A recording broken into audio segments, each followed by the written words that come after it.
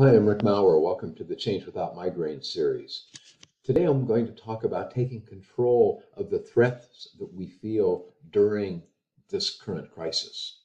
Last week I sent an email out to my list of about 3,100 people, and I just wanted to know, so what are you paying attention to now at work that you weren't paying attention to 6 weeks ago? And, what's keeping you awake at night, those sorts of things. I asked 3 or 4 questions. And what didn't surprise me is the number of comments talking about what it's like to work in a virtual environment when they were new to it, and how do you coordinate things, how do you make sure that people's voices get heard, all of those kind of things. But I also heard a lot of deeply personal and highly emotional things.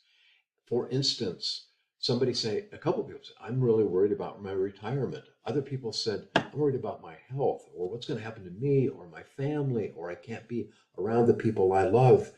And I was struck by how present those comments were, kind of in what was just going to be a business survey of what's going on, and just how much it's got our attention, and how much that can distract us from other kinds of things.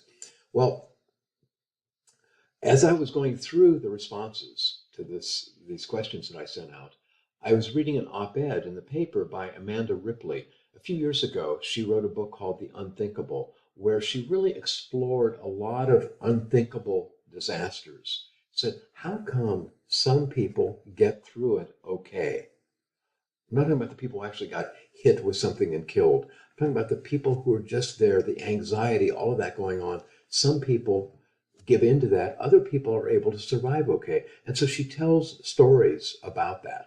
I really like the book a lot. It came out in 2008. Obviously, it did not cover the COVID-19 crisis, but the op-ed did. And by the way, I'll give you information about how you can find that on a really simple Google search in just a couple minutes. But she talked with a medical doctor who's been treating people with COVID-19. The doctor's name is Dr. Sabrina Fakhri, or I hope I pronounced the doctor's name correctly.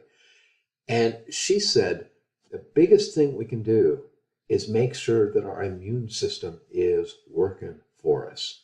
That's the biggest thing that can really help. And so she talked about some things that can really be helpful. One is eat whole foods. Now, this isn't going to be a thing on diets, but what she's talking about is whole foods tend to give us the nutrients we need to build up our immune system. Okay. Another is talk to people. Now, some people are pretty isolated during this pandemic. And if you're one of those people, you're just working at your computer, but you're hardly talking to other people, I think the suggestion here is talk to other people. Even if it's not work related, even if it's not work, having connections in our lives matters. Okay.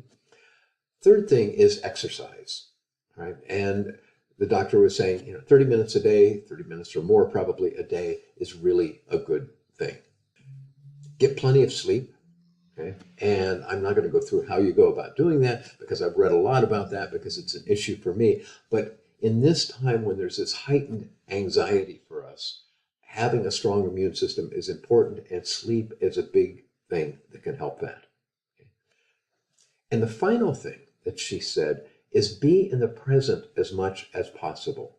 And so Amanda Ripley said, for instance, things like gardening, any kind of hobby that just captures your attention, listening to music, playing music, as well as meditation, like mindfulness meditation, anything that gets us away from thinking about, this could happen, and paying attention to what is right in front of us can be very, very helpful. So I found this really helpful. I thought you might find it helpful and interesting as well. So thanks for watching.